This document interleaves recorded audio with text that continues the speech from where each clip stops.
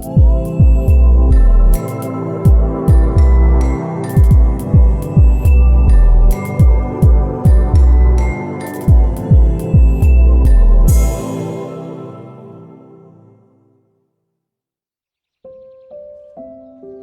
വചനം പേജിലൂടെ ക്രിസ്തു തത്വശാസ്ത്ര സംബന്ധിയായി നാം പഠിച്ചുകൊണ്ടിരിക്കുന്ന പഠന പരമ്പരയുടെ 25ാമത്തെ എപ്പിസോഡിലേക്ക് എല്ലാ ബഹുമാന്യ ശ്രോതാക്കൾക്കും സ്വാഗതം. കഴിഞ്ഞ എപ്പിസോഡിൽ ക്രിസ്തു അനാദിയായി ഉള്ളവൻ എന്ന് നമ്മൾ പഠിച്ചു. ക്രിസ്തുവിന്റെ അസ്തിത്വത്തിന് ആരംഭമില്ല, അവസാനമില്ല എന്നാണ് ആ പഠന പരമ്പരയിൽ നമ്മൾ പഠിച്ചത്. ഇന്ന് പഠിക്കാൻ പോകുന്നത് ദൈവത്തിനും ക്രിസ്തുവിനും ഞാനാകുന്നു എന്ന വ്യക്തിഗത നാമം ബൈബിളിൽ നൽകിയിരിക്കുന്നു എന്നുള്ളതാണ്. ദൈവത്തെക്കുറിച്ച് പറയുമ്പോൾ ദൈവത്തിന് പഴയമത്തിൽ നൽകപ്പെട്ടിരിക്കുന്ന പേര് യാഹ്വേ, അതായത് യഹോവ എന്നുള്ള പേരാണ്. അതിനോട് ചേർന്ന് പല സങ്കീർണ നാമങ്ങളും ദൈവത്തിന് ആരോപിക്കപ്പെട്ടതായി നമ്മൾ വായിക്കുന്നുണ്ട്. പുറപ്പാട് പുസ്തകം 3:14 ദൈവം മോശയോട് പറയുന്ന ഒരു പ്രസ്താവന നമ്മൾ വായിക്കുന്നുണ്ട്. ഞാനാകുന്നവൻ ഞാനാകുന്നു, ഞാനാകുന്നവൻ എന്നുള്ളവൻ എന്നെ നിങ്ങളുടെ അടുക്കൽ അയച്ചിരിക്കുന്നു. മോശ ഈ ഫറവോന് മുമ്പാകെ പോയി ഇസ്രായേൽ ജനത്തെ മരുഭൂമിയോളം ചെന്ന് ദൈവത്തെ ആരാധിക്കുന്നത് വിട്ടയക്കണം എന്ന് പറയണം എന്ന് ദൈവം കൽപ്പിച്ചു. അങ്ങനെ മോശ ഈ ഫറവോന്റെ മുമ്പാകെ നിൽക്കാൻ പോകുകയാണ്. ആ സമയത്ത് മോശ ന്യായമായ ഒരു ചോദ്യം ദൈവത്തോട് ചോദിക്കുകയാണ്. പുറപ്പാട് പുസ്തകം 3:14 ഞാൻ അവിടെ ചെല്ലുമ്പോൾ ആരാകുന്നു നിന്നെ ഞങ്ങളുടെ അടുക്കൽ അയച്ചത് എന്ന് അവർ എന്നോട് ചോദിച്ചാൽ ഞാൻ എന്ത് ഉത്തരം പറയണം? നിന്റെ പേര് എങ്ങനെയാണ് എന്ന് ചോദിച്ചപ്പോൾ നമ്മൾ വായിക്കുന്നത് അവിടെ ഞാനാകുന്നവൻ ഞാനാകുന്നു, ഞാനാകുന്നു എന്നുള്ളവൻ എന്നെ നിങ്ങളുടെ അടുക്കൽ അയച്ചിരിക്കുന്നു എന്ന് പറയണം എന്നാണ് പറഞ്ഞത്. ഞാനാകുന്നവൻ ഞാനാകുന്നു. അപ്പൊ ഇസ്രായേലിന്റെ ദൈവത്തിന്റെ പേര് I am that I am എന്നാണ്. ഞാനാകുന്നവൻ ഞാനാകുന്നു എന്നാണ്.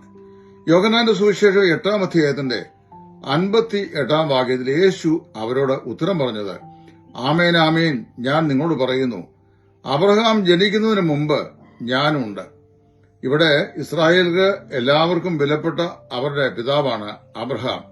അബ്രഹാം ഞങ്ങൾക്ക് പിതാവായിട്ടുണ്ട് എന്നാണ് അവർ പറയുന്നത്. യോഹന്നാൻ അവരെ റിമൈൻഡ് ചെയ്യുമ്പോൾ അബ്രഹാം ഞങ്ങൾക്ക് പിതാവായിട്ടുണ്ട് എന്ന് നിങ്ങൾ പറയുന്നത് എന്ത് എന്ന് ചോദിക്കുന്നുണ്ട്. യേശു അവരോട് പറഞ്ഞു, ആമേൻ ആമേൻ, ദാറ്റ് മീൻസ് സത്യം സത്യമായി ഞാൻ നിങ്ങളോട് പറയുന്നു, അബ്രഹാം ജനിക്കുന്നതിന് മുമ്പ് ഞാനുണ്ട് എന്ന് പറഞ്ഞാൽ യേശു യഹൂദന്മാരുടെ ഒരു കാര്യം പറയുകയാണ്, അവിടുന്ന് അബ്രഹാമിനും മുമ്പേ ഉള്ള വ്യക്തിയാണ്. അപ്പോൾ വാസ്തവത്തില് ഈ യേശു പറയുന്ന ഈ വാക്കുകൾ യഹൂദന്മാർക്ക് മനസ്സിലായി. അത് കേട്ട് അവൻ തന്നെത്താൻ ദൈവമാക്കിയതിൽ ദൈവദൂഷണം പറയുന്നു എന്നവൻ ചിന്തിച്ചു. അപ്പൊ വാസ്തവത്തിൽ അബ്രഹാമിന് മുമ്പേ 50 വയസ്സ് പോലും പ്രായമാകാത്ത യേശു അബ്രഹാമിന് മുമ്പേ ഉണ്ടെന്ന് പറയുമ്പോൾ അനാദിയായി ഉള്ളവൻ അല്ലെങ്കിൽ നിത്യമായി ഉള്ളവൻ എന്ന അർത്ഥത്തില് താൻ തന്നെത്താൻ ദൈവമെന്ന് സ്ഥാപിച്ചു എന്ന് യഹൂദന്മാർക്ക് മനസ്സിലായി. അത് കേട്ടപ്പോൾ ആരെങ്കിലും ഒരുവൻ തന്നെത്താൻ ദൈവമാണെന്ന് ഇസ്രായേലിന്റെ നടുവിൽ പറഞ്ഞു കഴിഞ്ഞാൽ അവനെ എന്ത് ചെയ്യണമെന്ന് ലേവ്യ പുസ്തകം 24:12 മുതൽ 16 വരെയുള്ള വാക്കുകൾ പറഞ്ഞിട്ടുണ്ട്. അവരെ കല്ലെറിഞ്ഞ് കൊല്ലണം.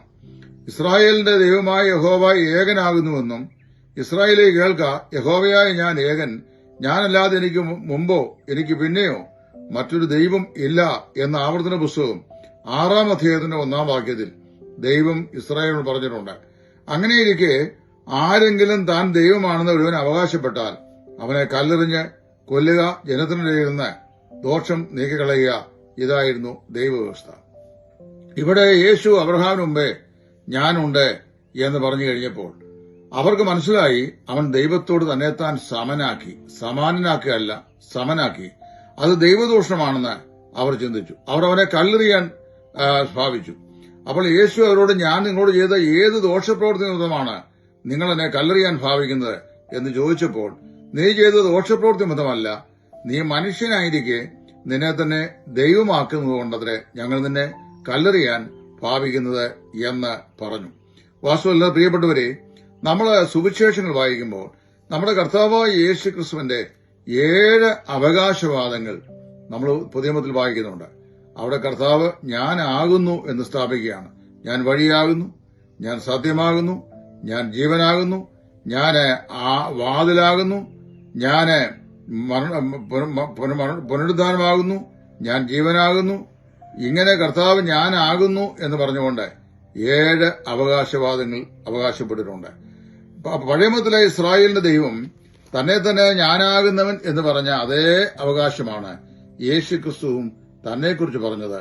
അതുകൊണ്ട് യേശുക്രിസ്തുവിനും പിതാവായ ദൈവത്തിനും, അല്ലെങ്കിൽ പഴയ നിയമത്തിൽ പറയപ്പെടുന്ന ദൈവത്തിനും ഒരേ നാമം ഞാനാകുന്നവൻ എന്ന് പറഞ്ഞിരിക്കാൻ യേശുക്രിസ്തു സമ്പൂർണനായ ദൈവമാണെന്ന് നമുക്ക് യാതൊരു ചോദ്യവും കൂടാതെ മനസ്സിലാക്കുവാൻ സാധിക്കുന്നു.